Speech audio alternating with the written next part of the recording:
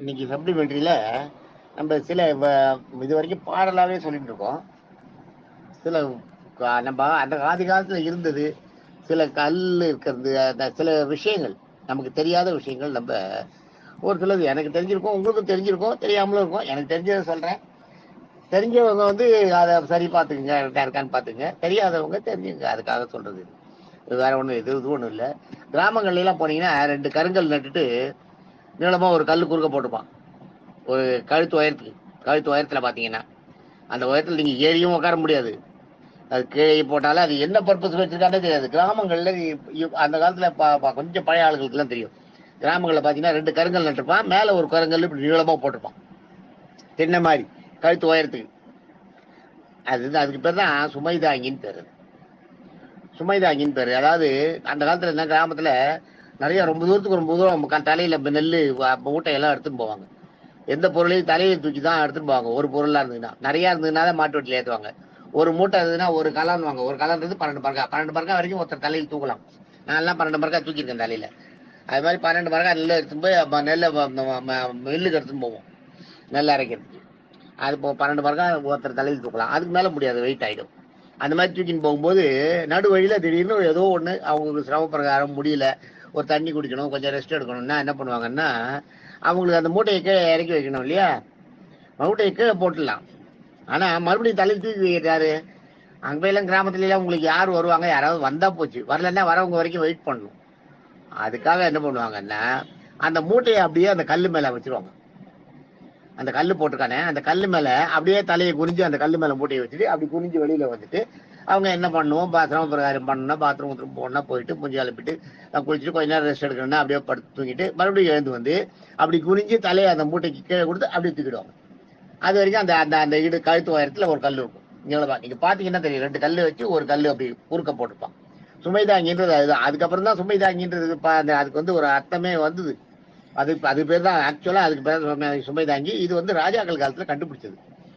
ஒரு சுமையை தூக்கின்னு ரொம்ப தூரம் போறவன் திடீர்னு அதை கீழே வைக்க முடியல, எங்கேயாவது ஒரு உயரத்துல வச்சுட்டு தான் அவனால எதுவும் பண்ண முடியுது, கீழே விட்டா வேற யாராவது தூக்கி விடுறதுக்கு ஆள் இல்லை, அந்த சுமையை வந்து தரைக்கு போக விடக்கூடாது, தரைக்கு போகாத அவன் தலை உயரத்திலே எங்கேயாவது ஒரு இடத்துல அவன் வச்சுட்டு அவன் வேலைகளை செஞ்சுட்டு பண்ற மாதிரி. இது வந்து எப்படின்னா ஒரு கிலோமீட்டர்ல ஒரு ஒவ்வொரு இடத்துல இல்ல ஒரு 1/2 கிலோமீட்டர்ல ஒரு இடத்துல பாத்தீங்கன்னா தெருவில், அந்த காலத்துல கிராமத்து தெருக்கள்ல பாத்தீங்கன்னா சைட்ல பாத்தீங்கன்னா தெரியும், 2 கருங்கல் நட்டு ஒரு மேல ஒரு கல் போடுப்பான். அதுக்கு பேர் சுமைதாங்கின்னு பேரு. அதே மாதிரி பாத்தீங்கன்னா ஒரே ஒரு கருங்கல்லு அப்படியே மொட்டையா நட்டு வச்சுப்பான் ராஜா. அந்த காலத்துல ஒரே ஒரு கல்லு, ஒரு நம்ம கழுத்தை உயரத்துக்குன்னு வச்சுக்கலாம், கழுத்தை விட இன்னும் கொஞ்சம் கீழே கூட வச்சுக்கோ, ஒரே ஒரு கல் இருக்கும். அர்த்தமே இருக்காது, ரோடு ஓரத்துல இருக்கும். அப்படியே ஒரு 2 3 பல்லாங்குல 4 பல்லாங்குல ஒவ்வொரு கல் அப்படி இருக்கும். இது எதுக்கு நட்டு வச்சிருக்காங்கன்னு தெரியாது. அந்த காலத்துல கிராமங்கள்ல கிராமத்து வயல்கள்ல போனவங்க, கிராமத்து அந்த பாட்டைன்னு தெரியுங்களா, வண்டி பாட்டைன்னு, அதுல போனவங்களுக்கு தெரியும், ஒண்ணு வச்சிருப்பாங்க, என்னன்னே புரியாது. அந்த கல்லு அதுக்கு பேர் என்னன்னா ஆதிண்டு குற்றின்னு பேரு. அதுல பாத்தீங்கன்னா எழுதியிருப்பான், அது நம்மளுக்கு நம்ம இதுல புரியாது, கீழே கல்வெட்டுல அதை எழுதியிருப்பான், ஆதிண்டு குற்றி அப்படின்னு போட்டுப்பான். அப்படின்னா என்னன்னா, இது யாரும் எடுக்கக்கூடாது இதை. அது இதுக்கு என்னன்னு சொல்ற அர்த்தம் சொல்றேன்.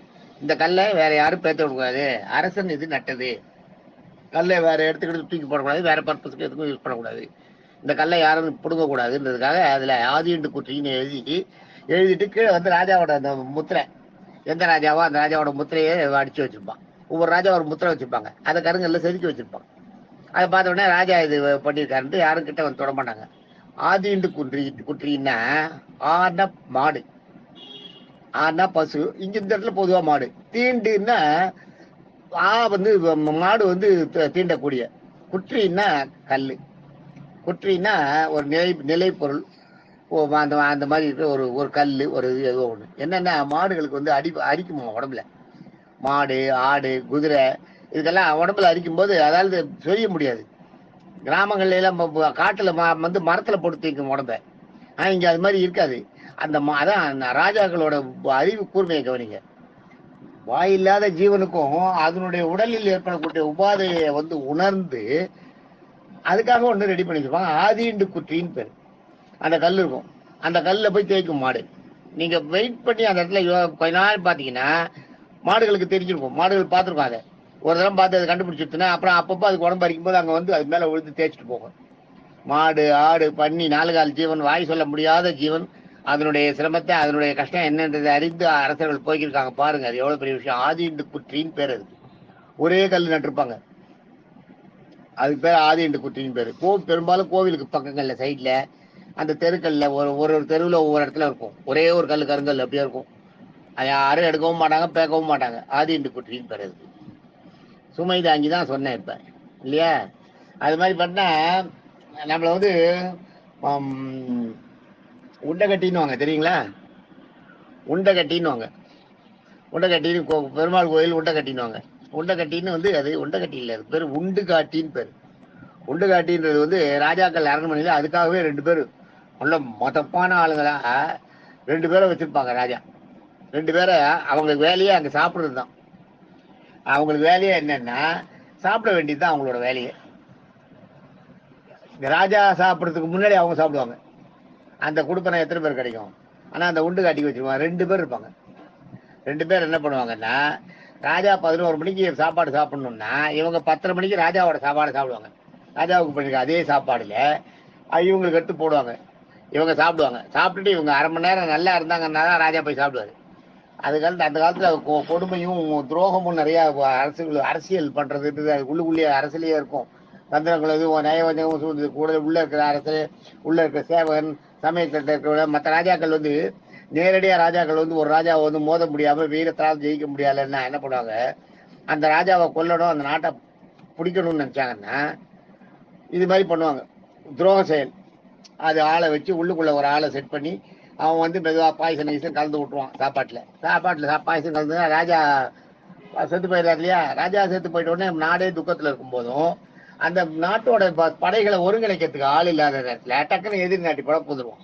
எதிர் நாட்டுல இருந்து செய்யற வேலைகள் இதெல்லாம் அவங்க தூது வச்சு அவங்க உழவு இருக்கிறவங்க இதுக்கெல்லாம் ஏற்பாடு பண்ணுவாங்க. அதுதான் அந்த மாதிரிலாம் நடக்கும். ராஜாக்களை கொள்றதுக்கு பண்ணுவாங்க. ராஜாக்களை சுத்தி இப்ப பாத்தீங்கன்னா என்னமோ படைகள்லாம் சுத்தி நிக்குது இல்லையா? பிளாக் கேட் அது இதுன்னு பதவி காவல் போகுது இல்லையா? அது மாதிரி ராஜாக்களுக்கு எந்தெந்த விதத்துல காவல் கொடுக்க முடியுமோ அத்தனையும் கொடுத்து வச்சிருந்தாங்க அந்த காலத்துல. வெளியே போகும்போது மட்டும் கொடுக்கறது போறாது. அவர் உள்ள சாப்பிடுறது முக்கியமான விஷயம். அவரோட உடம்பு பாதிக்காம இருக்கணும் அவர் சாப்பாடு. அதுக்காக சாப்பாட்டை சாப்பிட்டு காட்டுறதுக்காக 2 பேர் இருக்காங்க. அதுக்காக உண்டு காட்டி அவங்க பேரு. உண்டை கட்டி இல்லை, உண்டு காட்டின்னு பேரு. சாப்பிடுவாங்க, சாப்பிட்டு உட்காந்துருப்பாங்க. 1/2 மணி நேரம் கழிச்சு பார்ப்பாங்க. அவரை ஒழுங்கா நல்லா இருந்தான்னா ஒன்றும் இல்லை அப்படின்ட்டு இவங்களுக்கு கொடுப்பாங்க.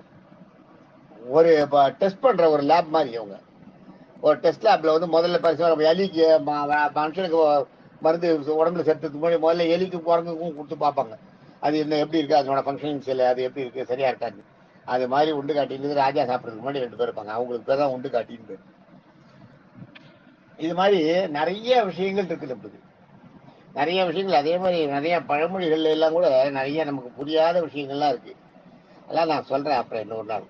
ஆக இது ராஜாக்கள் அந்த காலத்துல வச்சிருந்தது அதுதான். ஆதிண்டு குற்றி, சுமை தாங்கி, உண்டு காட்டி, இது 3 இன்னைக்கு பார்த்துருக்கோம். இது மாதிரி இன்னும் வர்றது கொஞ்சம் இருக்கிறது வர்றது தெரிஞ்சதுன்னா சொல்றேன். நான் தெரிஞ்சதை சொல்றேன். பாடல்கள் தான் காலப்பேப்ப பாடலாம் சொல்லலாம். இது இன்னைக்கு ஏதோ ஒரு புக்கை பெரட்டப்ப இந்த ஆதிண்டு குற்றியை பத்தி தெரியும் எனக்கு. முதல்ல சோழன் நிறைய இடத்துல ஆதிண்டு குற்றி ஊறினா அப்படிங்கிறது அவனோட அந்த செயல்கள்ல வரும். சோழனுடைய அதாவது தஞ்சாவூர் அரண்மனை தஞ்சாவூர் அந்த ராஜா அந்த ஊரை சுத்தி இருக்கிற தண்ணியெல்லாம் கரெக்டா குளத்துக்கு வரா மாதிரி பண்ணியிருந்தான். அப்பதான் ஊர்ல இருக்க தண்ணி நிற்கும். மழை பெஞ்சதுன்னா தண்ணி எங்க இருந்தாலும் வாய்க்கா வச்சு அந்த வாய்க்கால் குளத்துக்கு வரா மாதிரி இருந்தான். அந்த மாதிரி வர வழியில ஆதிண்டு குற்றி இருந்ததுன்னா அந்த ஆதிண்டு குற்றி தண்ணி வரத்துக்கும் முன்னாடி இருக்கணும் கல்லு. அதை தாண்டி போகக்கூடாது. அந்த அந்த தண்ணி வர ரூட்டுக்கு அந்த பக்கம் இருந்ததுன்னா இந்த மாடுகள் தண்ணியை தாண்டி போய் அந்த ஆதிண்டு குற்றியை அதை தேய்ச்சிக்க முடியாது. அதனால இந்த வாய்க்காலுக்கு வெட்டுறது இல்லை. அந்த வாய்க்காலை வெட்டிட்டு வரும்போது ஆதிண்டு குற்றி இருந்ததுன்னா ஒண்ணு ஆதிண்டு குற்றி அந்த பக்கம் இருந்ததுன்னா அதை எடுத்து முன்பக்கமா நடணும். நெட்டா அந்த பசுமாடு அந்த தண்ணியையும் எட்டி குடிச்சிட்டு அந்த கல்லுலையும் தேய்ச்சிக்கும். இந்த இந்த இந்த நடுவில் சின்ன காவா போறது, காவாய்க்கு அந்த பக்கத்துல அந்த கல் இருந்ததுன்னா இந்த மாடு அங்க போக தெரியாது தாண்டி போகும்போது அந்த காவாய்க்குள்ள விழுந்துறதுக்கு சான்ஸ். அதை பிடிங்கி அந்த பக்கம் நடணும் அப்படின்றத பத்தி ஒரு இது படிச்சேன். அந்த ஆதிண்டு குற்றியை பிடிங்கி முன்னாடி நடணும்ன்றத ராஜா அந்த காவா அமைக்கிற இன்ஸ்ட்ரக்ஷன்ல கொடுத்துருக்காரு. ராஜராஜ சோழனோட இன்ஸ்ட்ரக்ஷன்ல கொடுத்துருக்காங்க.